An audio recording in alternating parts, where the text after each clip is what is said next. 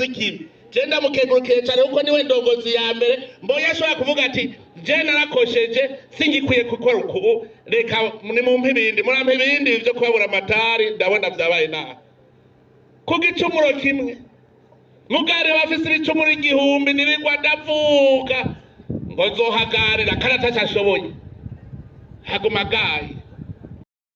Ndasubiye kubahereza mwiriwe banywanyi mukurikira amakuru n'ibiganiro tubandanya gushikiriza imisi yose kuri imbonesha kure y'Umuhuza TV. Numwanya w'amakuru agezweho muhejeje kumviriza n'umukuru w'igihugu Perezida Ndayishimiye nkuko muza no kumakurikira muraya makuru ku buryo burambuye ndabahaye kazaho mwoba muherereye hose mwaba mudukurikiye muri mu Burundi mwaba muri mu bice bitandukanye ku mugabane wa Afrika no ku yindi migabane ya kure ndabahaye kaze tubatoreza amakuru aba avugwa cyane mu bisata bitandukanye harimo politike mu ndero mu butungane mu gateka kazira muntu mu mutekano inkuru zivugwa cyane mu kibano biba byatangajwe n'abategetsi batandukanye bikorwa nabo iyo dushikirizwa n'amasoko yacu arirya nino mu nzego zitandukanye no mu bice bitandukanye bigize igihugu cy'u Burundi ibivugwa ku mbuga ngurukana bumenyi nibimenyesha makuru bigiye bitandukanye makuru yose rero yakurikira ngaha kuri Umuhuza TV. Tugiye kugaruka kuri Emmanuel Ntaconsanze yahoze ari buramatari w'intara ya Ngozi ngo yoba ari umugabo n'ibintu bitamenyerewe mu Burundi nyuma yaho yagirijwe ko ari umuvyeyi w'igito. Buramatari wa Ngozi Emmanuel Ntaconsanze yahisemwo gutanga imihoho yabonye ko bitoshoboka ko abandanya kurongora abo ajejwe amaze kwitwa gutyo acahitamwo gusaba umukuru w'igihugu yo musubiriza nawe akamurabira ayandi mabanga amuha. Mateka y'u Burundi abategetsi bamaze gutanga imihoho ni bake cyane. Mushikiranganje Gerard Nibigira yahoze ajejwe ikiga ca leta ku ntwaro ya kabiri Perezida Buyoyo yaratanze imihoho kubera hari ivyo atabona kumwe n'uwundi mutegetsi akomeye. Tegera ca kabiri c'umukuru w'igihugu Alice Nzomukunda yaratanze imihoho muri 2006 kubera atamenye ivyo yategekwa n'umukuru w'umugambwe CNDD-FDD w'ico gihe. Tegera ca kabiri c'umukuru w'igihugu Javero Fikiri yaratanze imihoho muri 2015. Javero Fikiri yabona ko umukuru w'igihugu w'ico gihe yari agiye guta igihugu mu kaga mu kwihagira ikiringo ca gatatu abanje kuhonyora ibwirizwa shingiro. Mukuru w'inama nkenguzamateka Piyo navyo hanyuma nawe nyene yaratanze imihoho muri 2015 ku bwizo mvo nyene. Mu kanya gatoye muraza gukurikira amakuru ndetse na majambo mukuru w'igihugu yoba yarashikirize mu gihe rero Emmanuel Ntaconsanze ariko asubirirwa ndetse mu gihe Perezida Perezida Ndayishimiye ariko yerekana buramatari mushasha w'intara ya Ngozi. Emmanuel Ntaconsanze yabereye mu stanteri bavuga ko yabatwaye neza cyane. Benshi bari bavuze ko batatawe ingene yakuwe mu buramatari kandi bamuze neza. Inyishu rero barayironze. Emmanuel Ntaconsanze yasanze atobandanya amabanga amaze kubwirwa arya amajambo. Ndagusaba rero kugira ngo fyonde kuri subscribe canke sabone niba utari wafyonda kwibuke no kubisangiza abagenzi abe kugira badacikwa n'amakuru yose dushikiriza. Kurikire umukuru w'igihugu ico yashikirize kuri Emmanuel Ntaconsanze. Mugabo rero shimira buramatari mwahorana ndamushimira kuko buramatari uwo mwahorana yarahuye n'ibigeragezo bimwe ngoma ndababwira ntibamusenga ahura n'ibigeragezo ahuye n'ibigeragezo biramuhenda shetani iramuhenda nawe nyene acarabona ati kweri nivyo shetani yarampenze narononye none jewe ndumva yuko nteye isoni ndatanze imihoho rondera uwundi yoza kumfasha nereka ntuzi ewe nawe mushimira reka rero abandi bahagarira batashoboye baguma bagara ari inkozi z'ikibi genda mukengurukiye cyane kuko niwe ndongozi ya mbere mbonye ashobora kuvuga ati je narakosheje singikwiye gukora uku reka ni mu mpibindi murampe ibindi byo kubabura amatari ndabona byabaye naha ku gicumuro kimwe mugare bafise ibicumuro igihumbi nibigwa ndavuga ngo zohagarira karatashashoboye hagumagaye. Ndamukengurukiye rero kuko vyerekana ko afise umuzirikanyi utegera. Mugabo rero ace kibicigwa kibe cigwa no ku bandi. Kirazira kwihanga ivyo udashobora. Nta muntu mwiza abaho ndababwire. Hagezaho jewe ubu sigaye mvuga ntubwizigirwa no kubura akabero ko konona. Ugumura umwizigirwa igihe ako kabero ko konona utarakaronka. Simpamva ndababwira ngo ndabazaniye umweranda. Mugabo jewe kubera ndicabona cuko nzi ko ashobora kwigisha abantu mu iterambere niyonona muzota ku ruhande nguze buce mumbwira gusa uranyumva kabura amatani mvuye ngaga bigishije wononye bambwire tugute ku ruhande tuza nundi kuko none ko ntari imana ngo menye beza mwebwe ico ndabasaba ni kimwe no mwijambo ry'Imana basanze bajya bigisha ijambo ry'Imana n'abanye nari bigaba muri iyi si nta mweranda ariho mwijambo ry'Imana barabaraba babandi bitwa abaherezi basanga nabo ntibigaba kandi aribo bahora bo kwigishije inzira nziza. Yesu acavuga ngo ndabazi murumviriza ibyo bavuga ntimurabe ibyo bakora ngo muhave mu bigana.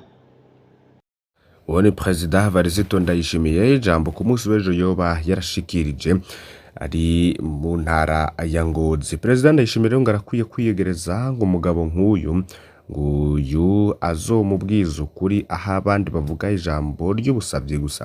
Ingorane ikomeye ngutwara igihugu wese agira niyo kuronka abahanuzi bamubwira ukuri, abandi ngusanga ari abasavyi bamubwira ivyo bibaza ko bimunezera. Perezida amenya ko bamubesha atagifise ubutegetsi, gasanga ingabara ryari ryaraguye aho abahanuzi bamubwira ko vyose bimeze neza. Nyo nkuru ya mbere rero twari twabateguriye ari n'ayandi makuru rero ariko aravugwa cane mu gisata c'umutekano. Reka naho tuhabandanirize. Abamugariye ku rugamba bo mu ntara ya Cibitoke muri aruko bushira uburengero bw'u Burundi basaba ubushikiranganje bwo kwivuna abansi no kwita bahoze ku rugamba kubegurira ibigwati begeranirijwemwo. Bavuga ko bafise impunge ko bashobora gusorwa mu matongo bahawe umwanya wari wo wose, banavuga ko batavuzwa uko bikwiriye kandi baritangiye igihugu bakaba banafise n'amasezerano na leta ko ibwirizwa ku ubavuza. Umuvugizi w'ubushikiranganje bwo kwivuna abansi ni Colonel Floribert Biyereke arabahumuriza ko ata muntu n'umwe azobimura muri ayo matongo kandi ko n'ubora mu kayitavye Imana umuryango wiwe zohabwa impapuro ndangatongo kuverekeye kuvuzwa. Menyesha ko ari ikibazo kizwi kandi ko kiriko kiratorerwa umuti. Bitigiri bitangwa n'ikigo SIDAG kiraba iterambere ry'abahuze ku rugamba mu Burundi berekana ko abagera ku bihumbi 8 baturuka mu mihari itandukanye y'inyeshamba abahutu zahoze zigwanya igisirikare ca kera cari ciziziwe n'inkewa z'abatutsi. Bamugariye ku rugamba bo muri bo bashizwe mu bigwati bimwe baraba ibintu n'ibindi bakavuga ko ari urugero rwiza rwo gusubiza hamwe no kunywanisha bahoze barabana ayingwe. Aya makuru tuyabandanirize mu gihugu kibanyi ca Republika Iharanira Rusangi ya Kongo Imasisi. Mugano yoba yasubukuwe n'uyu munsi M23 na FARDC. Ese ninde urimo kwica agahenge? Mirwano hagati ya M23 nabo uyu mutwe wita ko ari ingabo za leta n'abafatanya nazo yasubukuye none ku wa kane mu bice bya territoire ya Masisi. Ingabo za leta zihakana ko zari muri iyi mirwano. Imirwano ikomeye yabaye ku wa gatatu mu duce twa Burungu, Kabalekasha, Gatovu, Kirorirwe, Nyakabingo, Rugeneshi no hafi yaho muri territoire ya Masisi intara ya Kivu ya ruguru yatumye abantu benshi bahunga ingo zabo. Mashusho yatangajwe ku mbuga nkoranyambaga yerekana abantu bikoreye ibyabo bahunga imirwano. Radio Kape isubiramwo societe civile ya Masisi ivuga ko abantu ibihumbi bahunze berekeza muri centre ya Kicanga ni Kirorirwe mu birindiro by'ingabo z'akarere ka Afurika y'Iburasirazuba. Imirwano ikomeye yasubukuye byeruye ku wa Mungu, ku wa mbere no ku wa kabiri irasubika yongera kubura ejo ku wa gatatu ndetse n'uyu munsi. amashusho yagaragajwe ku mbuga nkoranyambaga BBC itabashije kugenzura yerekana inzu nyinshi zirimo gusha mu mirwano y'uyu munsi wa kane Masisi ko n'izo ku mbuga ngurukanabumenyi z'abashigikiye uruhande rwa leta zivuga ko izo nzu ziri ahitwa Nturo muri Masisi zari zahungiyemwo abarwanyi ba M23 bazatwitswe na Wazalendo, naho abashigikiye uruhande rwa M23 bakavuga ko ari inzu z'aborozi baho Nturo muri Masisi zirimo gutwikwa n'ubufatanye bwa FARDC, FDLR ndetse na Wazalendo. Kuva mu kwezi kwa gatatu habonekaga agahenge kagereranije kategetswe n'ibihugu by'umuryango wa Afurika y'Iburasirazuba EAC byohereje ingabo kuja hagati y'impande zarwanaga. M23 rero ubu ishinja zimwe mu ngabo za EAC guha uruhande rwa leta ibice zarekuye ngo bijemwo izo ngabo za EAC rero ntaco ziravuga kuri bese n'indi urimo kwica agahenge. Ni ikibazo kigoye kwishura ubu kuko hari mu ruhande zari zihanganye kaja kagerwamwo rushinga urundi.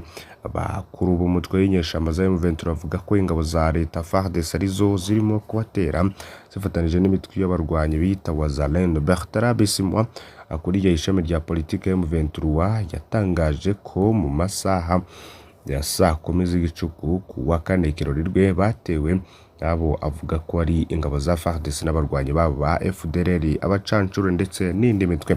Bisimwa Bertrand avuga kandi ko kuva mu ijoro ryo ku wa gatatu izo ngabo zibarwanya arizo zigenzura centre ya Kicanga. M23 yayi ingabo z'umuryango wa Afurika y'Iburasirazuba. Ku wa gatatu umuvugizi wa M23 Lawrence Kanyuka yatangaje ko umutwe w'ingabo zirinda umukuru w'igihugu muri Repubulika Iharanira Rusange ya Kongo nazo zinjiye mu bitero kuri M23.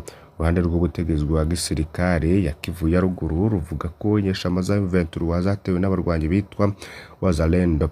Itangazo ry'umuvugizi w'ubu butegetsi ryo ku wa gatatu rigira riti FARDC ntayihuriye hafi canke kure n'ivyo bitero kuko ikomeje kubahiriza gahengwe yemejwe mu masezerano y'abakuru b'ibihugu by'akarere. Intangazo rero yasohoye none ku wa kane umuvugizi Lt Colonel Njike Kayiko yavuze ko ikarigiye kuri M23 kwemera gushira ibigwanisho hasi nk'uko byasabwe n'abategetsi bo mu karere ka EAC. BBC rero kesha iyi nkuru ivuga ko yagerageje kuvugisha uruhande rw'ingabo za EAC zoherejwe kubungabunga amahoro muri ako gace, ariko ngo ntibyashoboka kugeza ubu.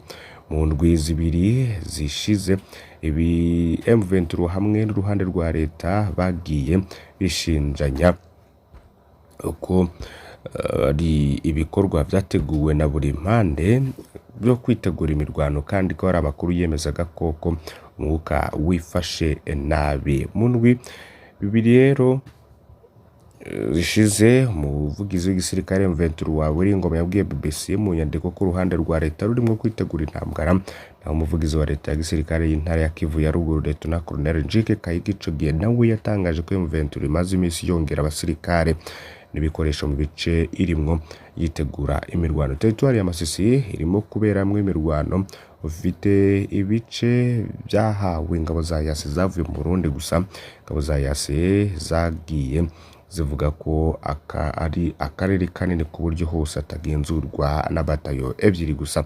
Ingabo za EAC rero zoherejwe kugenzura hari harafashwe n'inyeshamba za M23 zikahatanga muri Kivu ya ruguru.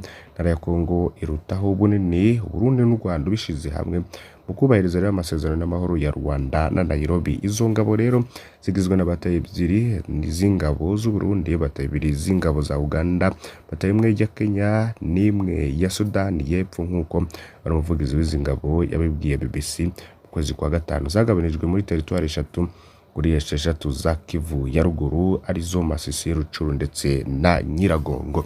Mwanyi b'Umuhuza TV nuko nsozera ya makuru yo muri uyu mwanya, ndabasaba kugira ntimuze gucikwa n'ibindi bitandukanye tubandanya kubategura kandi tukabashikiriza kuri mbonesha kure y'Umuhuza TV. Mane bahezagire.